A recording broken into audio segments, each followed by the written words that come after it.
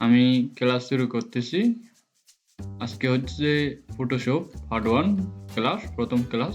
তো এই প্রথম ক্লাসে আমরা কি শিখতে পারি? প্রথম ক্লাসে হচ্ছে যে আমি এই ফটোশপ দিয়ে আমরা নতুন কিছু শিখব এবং নতুন কিছু আঁকবো। তো আমরা প্রথমে হচ্ছে যে বাংলাদেশের পতাকা, এই যে এখানে আছে, বাংলাদেশের পতাকা কিভাবে তৈরি করে বা কিভাবে আঁকা যায় বা কিভাবে ফটোশপ দিয়ে তৈরি করি বা তৈরি করা যায়, ওই সিস্টেমটা, ওই ইয়েটা আমি আজকে দেখাবো। তো এই ফটোশপ শুধু শিখলে হয় না, এটা হচ্ছে যে নিজের উপর ডিপেন্ড করে ফটোশপ, বা কিভাবে গ্রাফিক ডিজাইন করবে বা কিভাবে একটা ছবি আঁকবে, কিভাবে একটা ড্রয়িং করবে। যেমন মনে করো আপনারা একটা ছবি আঁকার জন্য বা একটা আঁকার জন্য প্রথমে আপনার একটা দরকার, কি বলবো যেটা, ব্যানার বা একটা কাগজ দরকার। তো কাগজের মধ্যে আপনারা প্রথমে হচ্ছে যে আপনারা যদি সাদা কাগজ বা সাদা পেপার নেন বড়, ওই সাইজটা প্রথমে আপনার সাইজটা নিতে হবে। ওই সাইজটা নেওয়ার জন্য আপনারা কত সাইজ নেবেন বা কিভাবে সাইজ করবেন, ওই সাইজটা হচ্ছে আপনারা এখান থেকে পাবেন। এই যে ক্রিয়েট নাও, আমি যদি এখানে ক্লিক করি, এখান থেকে কিন্তু আমি সাইজটা নিচ্ছি। তবে এখানে হচ্ছে যে আপনারা যদি ছোট নেন বা ছোট কিছু বা ইমেজ নেন বা ছোট কিছু আঁকা বা করেন, তবে পরবর্তীতে ওইটা বোঝাবো। আমি এখানে হচ্ছে পিক্সেল সিলেক্ট করছি, আর এখানে হচ্ছে যে আমি এটা একটা সাইজ দিচ্ছি 1300 x 800, আর এখানে হচ্ছে রেজুলেশন আমি 300 দিচ্ছি, আর এখানে ক্লিক করতেছি। এটা হচ্ছে ক্রিয়েট। এটা হচ্ছে আমি সচরাচর মনে করো আমি একটা সাদা পেপার নিলাম। সেটা এখন সাদা পেপারের মধ্যে আমি একটা পতাকা আঁকবো, মনে করো বাংলাদেশের পতাকা আঁকবো। তবে এখানে হচ্ছে যে আমার এদিকে কিন্তু আমি যেই অপশনটা পাওয়ার কথা সেই অপশনটা পাচ্ছি না। এখানে হচ্ছে লেয়ার একটা লাগবে। ওই লেয়ারটা আনার জন্য আমি উইন্ডো থেকে নিচ্ছি। আমি F7 টিপলেও আসবে, কিন্তু এখানে ক্লিক করলেও আসবে। আমি এখানে ক্লিক করলাম, এই যে লেয়ারটা আসছে, এই যে লেয়ারটা আসছে। আমি এটা কিন্তু লক করা আছে, এটা লক করা আনলক করতেছি। এই যে আনলক হয়ে গেল। এখন আনলক হয়ে যাওয়ার পরে আমি পতাকা আঁকার জন্য আমি তিনটা লেয়ার নেব। এটা সহ কিন্তু 7টা হবে। আমি লেয়ার নিচ্ছি, 1টা 2টা 3টা লেয়ার নিচ্ছি। প্রথমে লেয়ারে আঁকবো হচ্ছে যে আমি সবুজ অংশটা, যে সবুজ করে থাকে পতাকার বাংলাদেশে, ওই সবুজ অংশটা আঁকবো। ওই সবুজ অংশটা আঁকার জন্য আমি কিন্তু এখানে যাচ্ছি। এখানে যাওয়ার পরে আপনারা কিন্তু এই টুলগুলো একটু দেখে নেবেন, কোন টুলটা কি নাম, ওই টুলটা একটু দেখে নিয়ে আপনারা কাজ করবেন। আমি এখানে ক্লিক করলাম, এখান থেকে এই টুলটা নিচ্ছি। প্রথমে এখানে গেলাম, এখান থেকে আমি এভাবে ক্লিক করব, এখানে টেনে এখানে দিলাম। তারপরে হচ্ছে যে কালারটা কি, মানে সবুজ কালারটা কোথায় পাবো, এই যে এখানে পাবো।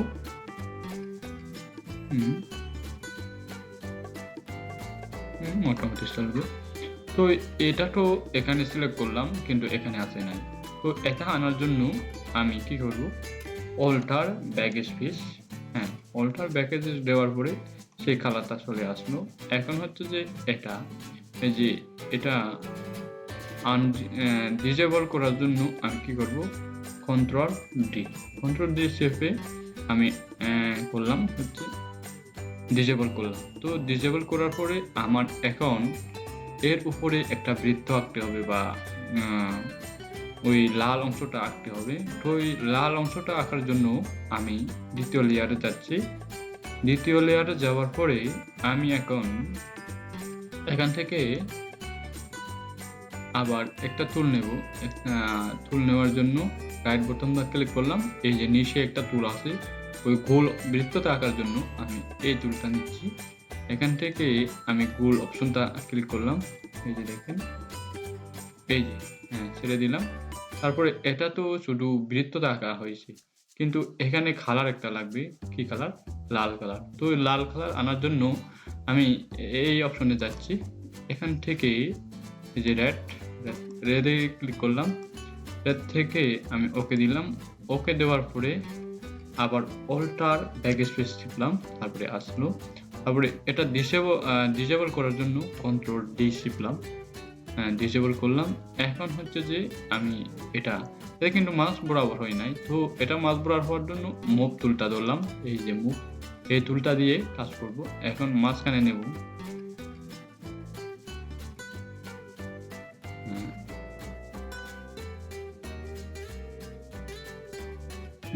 আমি চাইলে একটু বড় করতে পারি। বড় হলো, মাছ বরাবর হয়ে গেল। আমি একটু কালারটা উপরে নিয়ে যাই, মাছ বরাবর।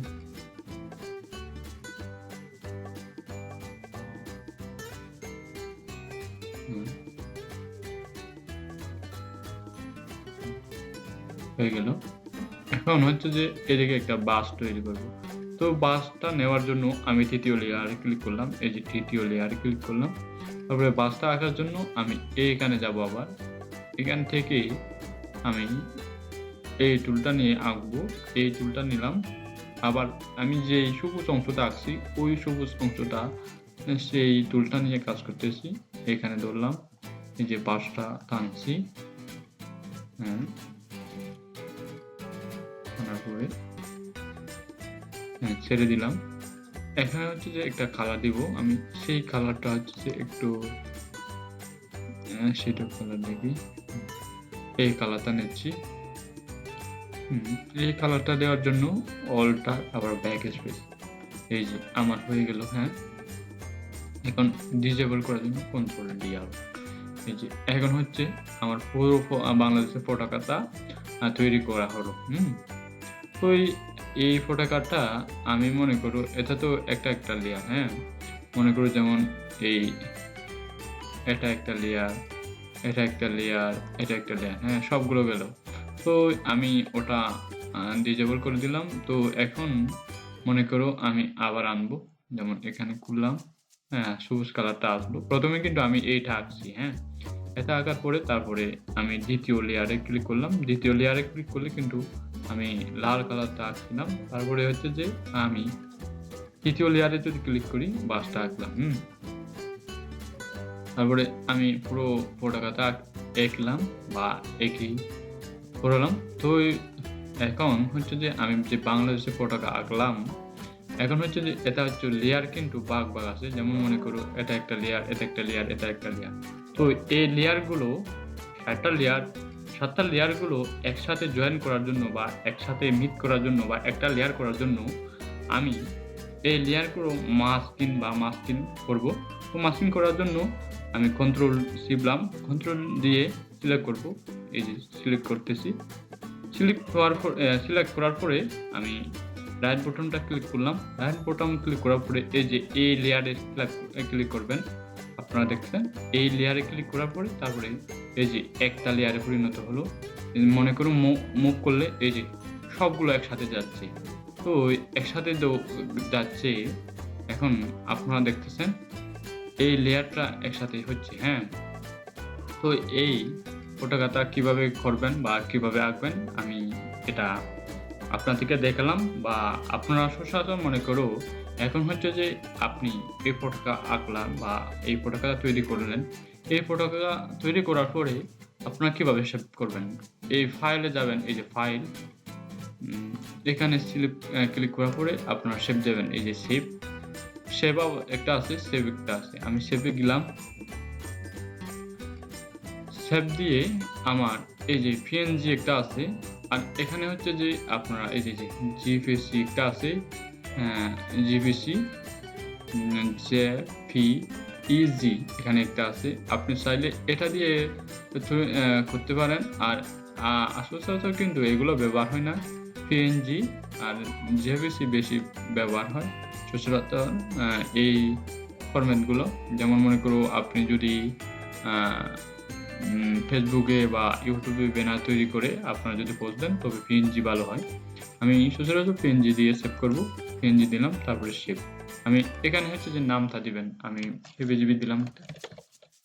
সেভ দিয়ে দেওয়ার পরে আপনারা সেভ দিবেন। সেভ দিয়ে এখানে ক্লিক করলাম। আমি কোথায় সেভ করলাম? এখন ওই ফাইলে গেলে কিন্তু পাবো। আমি দেখি আমি ডাউনলোড ফাইলে মনে হয় দিয়েছিলাম। সরি, ডাউনলোড না, আমি হচ্ছে যে এখানে রাখছিলাম। এখান থেকে এখানে তারপরে যে এই যে ফটোশপ, হ্যাঁ, এই যে আমি এইটা আজকে তৈরি করলাম। সরি, এই যে এই ফটোকাটা তৈরি করলাম। এখন হচ্ছে যে আমি কিভাবে বুঝবো এই ফটোকাটা যে পিএনজি ছবি, এই পিএনজি ছবিটা কিভাবে বুঝবো? এখানে ক্লিক করলাম। সরি, এখানে এই মনে করো রাইট বাটনটা ক্লিক করার পরে এই যে শো, আপনারা এটা কিন্তু আপনারা হয়তো, আমি তো আপডেট ভার্সন ব্যবহার করি এজন্য এটা আছে। এখানে ক্লিক করার পরে এই যে নিচে দেখছেন, এখানে ক্লিক করবেন। এই যে নামটা একটু দেখবেন, এই যে পিএনজি ফাইল দেখছেন। তো এটা এখন তো পিএনজি আছে, এটা জেপিজি করে যদি আমি সেভ করি, এখানে ক্লিক করলাম, তারপরে সেভ আসতে দিচ্ছি, সেভ অ্যাজ। এখানে ক্লিক করার পরে আমি হচ্ছে যে এখন জেপিজি দেব, জেপিইজি। এখানে ক্লিক করলাম, সেভ দিলাম। খুব সেভ দেওয়ার পরে সেভ দিলাম। সেভ দেওয়ার পরে আমি এখন ওই ফাইলে গিয়ে চেক করব। হ্যাঁ, কোনটা? এই যে জেপিসিটা আমি করব। এই যে জেপিসি, হ্যাঁ জেপিসি, হ্যাঁ এটা জেপিসি। সচরাচর বেশি ব্যবহার করা যায় না জেপিসি। তো এটা আমি বেশি পিএনজি ব্যবহার করি, পিএনজিটা ভালো এই জন্য আজকে এই পর্যন্ত। ওটাকে কিভাবে আঁকবেন বা কিভাবে মাস্কিং করবেন বা করবেন, ওইটা আজকে এই পর্যন্ত দেখালাম। সবাই এটা দেখে কাজ করবেন। আজকে এই পর্যন্ত। যদি আপনারা কেউ চান ফটোশপ ইনস্টল করার জন্য বা ফটোশপ কোথায় পাবেন, ফটোশপ কিভাবে ব্যবহার করবেন বা প্রিমিয়াম বা প্রো ফটোশপ আমি দিয়ে দেব, বা আপনারা যদি চান এই ক্লাসটা এই কোর্সটা করার জন্য আমাকে নক দিবেন, আমি প্র্যাকটিক্যালি আপনাদের খবর দেব। তো আজকে এই পর্যন্ত। সবাই ভালো থাকবেন, সুস্থ থাকবেন, সবার জন্য শুভকামনা রইল।